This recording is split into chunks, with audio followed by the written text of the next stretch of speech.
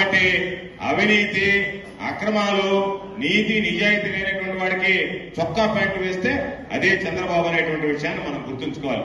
అయితే చంద్రబాబు నాయుడు దగ్గర ఉన్నటువంటి ఒకే ఒక విద్య, ఎన్ని సంవత్సరాలుగా తెలుగుదేశం పార్టీని నడిపించినా బ్రతికించినా చంద్రబాబు నాయుడు అనేటువంటి వాడు నాయకుడిగా కొనసాగగలిగిన చంద్రబాబు నాయుడు దగ్గర ఉన్నటువంటి ఒకే ఒక విద్య, నిజాన్ని అబద్ధం చేయగలడు, అబద్దాన్ని నిజంగా మార్చగలడు, మంచిని చెడుగా చిత్రీకరించగలడు, చెడుని మంచిగా చూపించగలడు.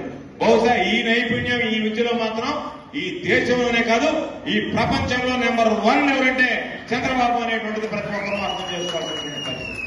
అందుకని మీరు గమనించండి, ఎక్కడన్నా చూడండి, చంద్రబాబు నాయుడు కన్ను ఆర్పకుండా నవ్వుతూ అబద్దాలు చెప్పేస్తాడు. ఏమి పెద్ద సీరియస్ గా ఏమీ ఆలోచన చేయడు.